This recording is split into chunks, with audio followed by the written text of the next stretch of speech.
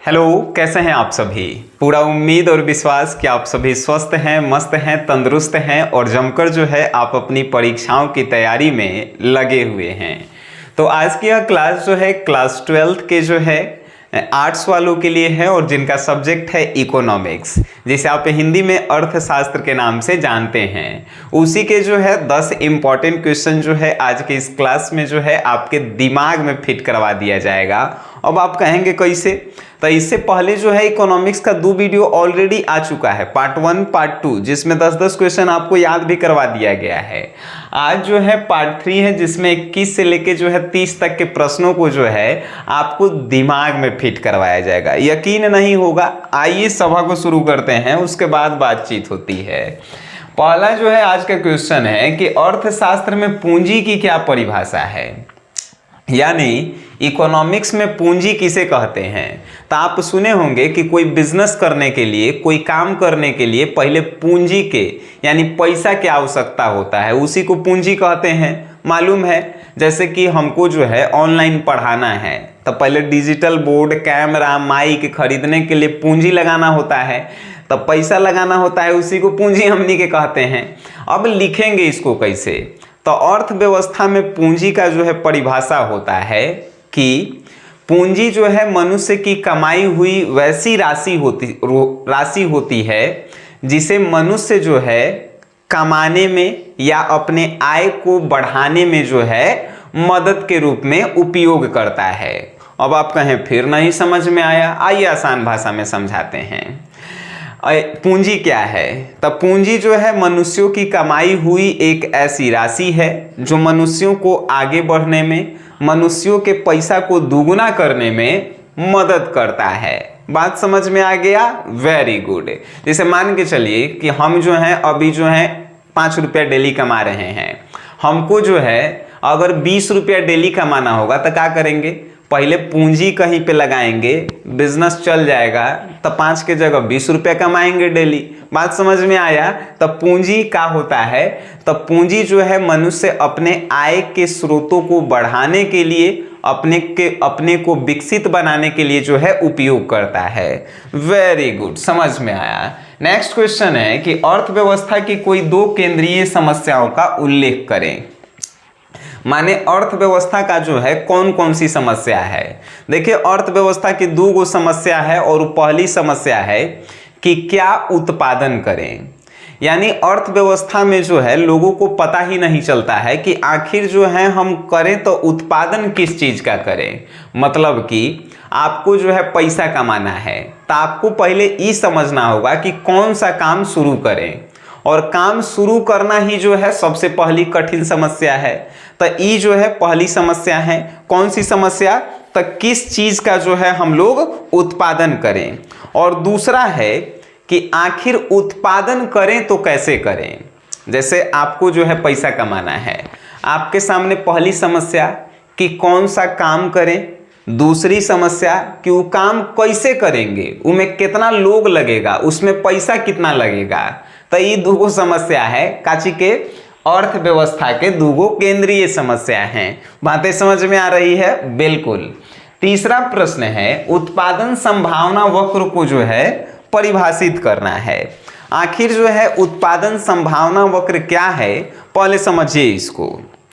तो उत्पादन संभावना वक्र जो है उत्पादन की समस्याओं को सुलझाने वाला जो है एक वक्र है। जैसे आप कौन सी चीज का जो है उत्पादन करना चाहते हैं, अगर आपको नहीं समझ में आ रहा है तो आप जो है अर्थव्यवस्था में उत्पादन संभावना वक्र का जो है उपयोग कर सकते हैं।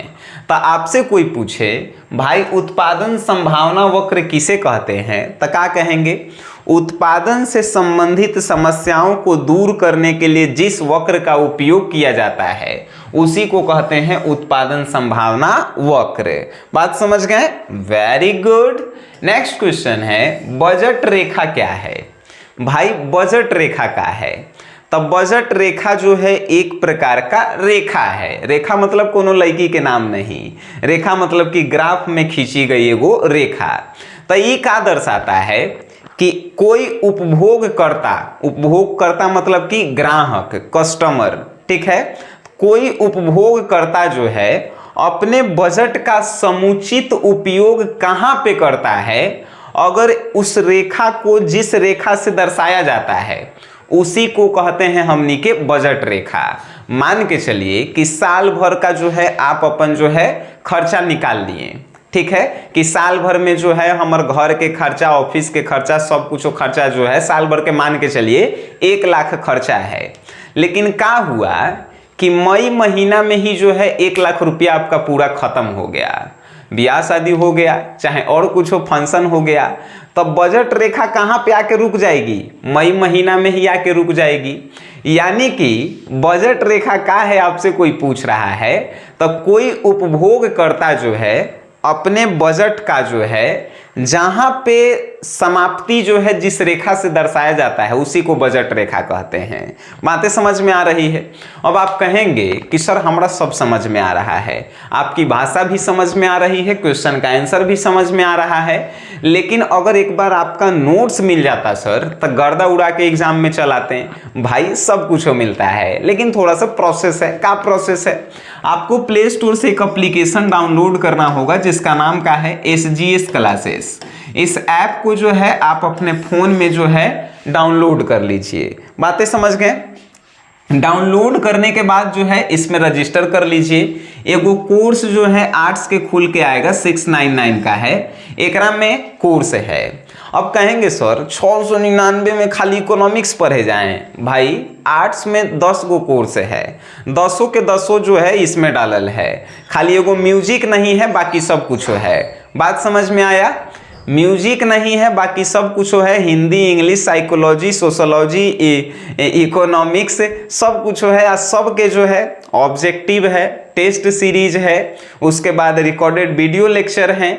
आने वाले समय में यानी परीक्षा नज़दीक आ जाता है तो question bank solution, model paper solution सब कुछ दिया जाता है। तो आप समझिए कि एगो सब्जेक्ट के 50 रुपया इसमें नहीं पड़ता है। आप इंटरेस्टेड हैं ज्वाइन कीजिएगा, नहीं इंटरेस्टेड है छोड़ दीजिएगा। चलिए नेक्स्ट क्वेश्चन पे। उपभोग वस्तुएं क्या है? उपभोग वस्तुएं मनुष्य जो है अपने विकास के लिए जिस वस्तु का उपयोग करता है उसी को उपभोग वस्तुएं कहते हैं। जैसे कि खाना पीना, उसके बाद इलेक्ट्रॉनिक चीज़ें, उसके बाद जो है जो भी चीज़ आप जो है जिंदा रहने के लिए जो भी चीज़ उपयोग कर रहे हैं उसी को क्या कहेंगे? उपभोग वस्तु कहेंगे। उपभोग वस्तु मतलब कि आपका जो है खरीद रहे हैं, उपयोग कर रहे हैं। ठीक है, वेरी गुड। व्यक्तिगत आय क्या है? व्यक्तिगत आय कहने का मतलब एगो पारिवारिक आय होता है, एगो व्यक्तिगत आय होता है।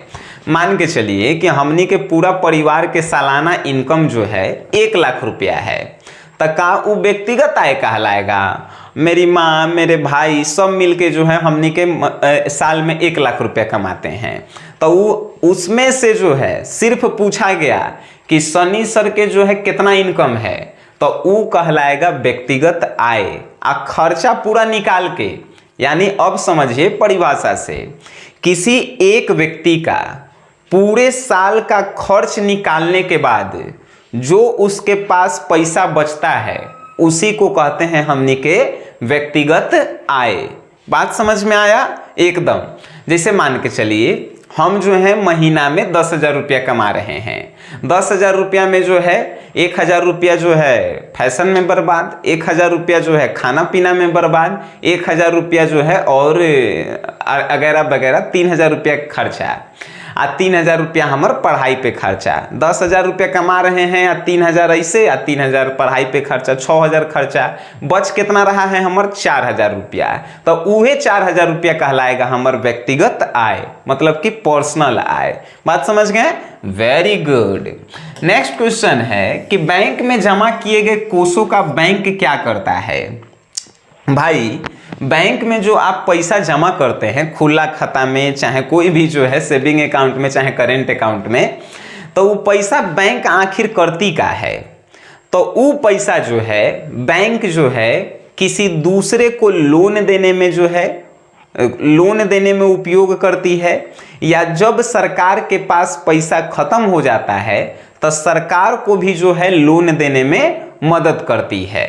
तब बैंक में जो आप पैसा जमा करते हैं वो जो है बैंक वाला जो है किसी को लोन के रूप में पैसा देता है, आपके ही पैसा से जो है वो पैसा कमाता है।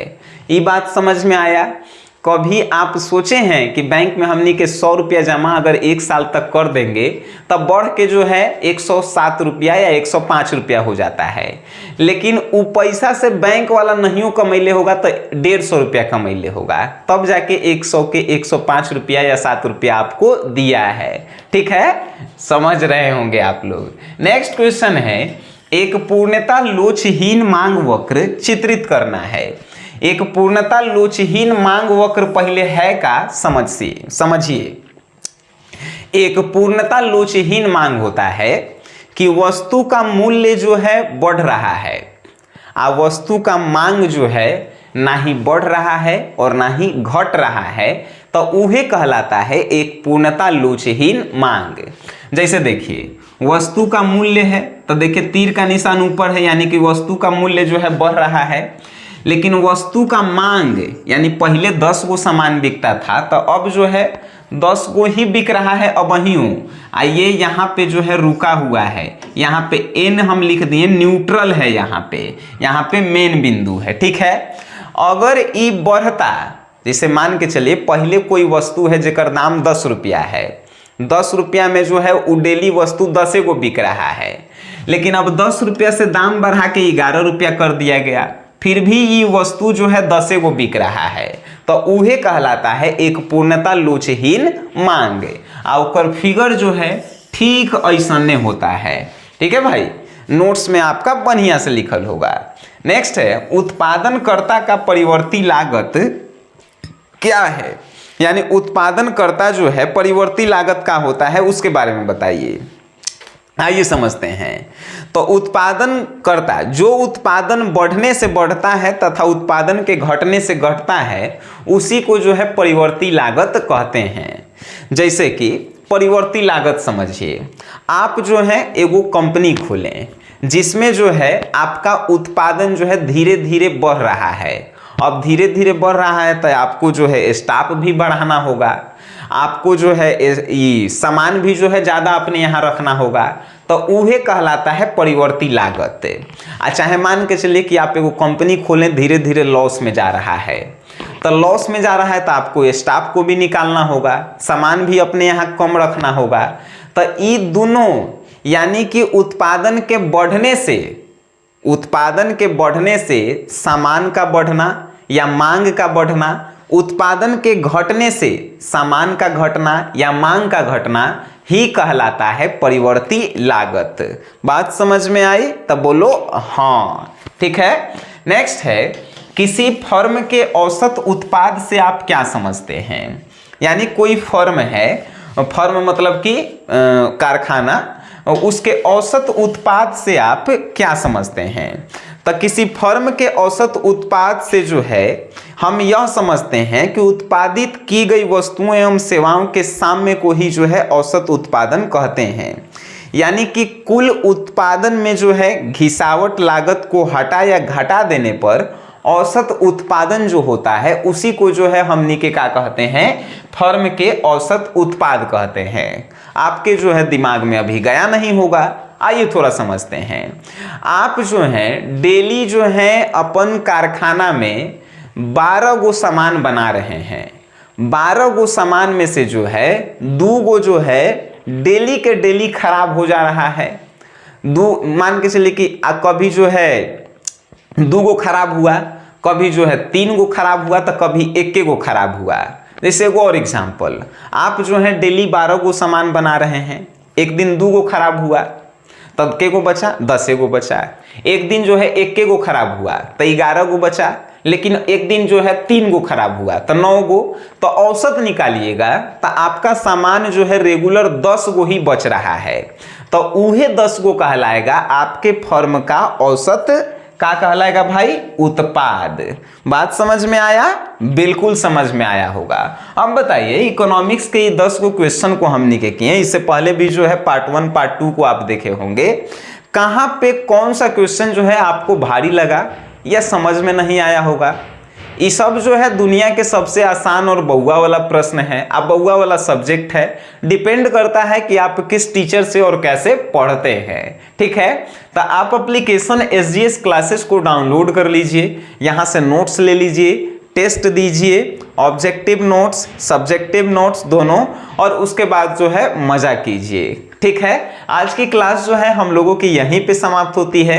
फिर हम लोग मिलेंगे आपसे नेक्स्ट क्लास में, तब तक के लिए टाटा बाय बाय, धन्यवाद।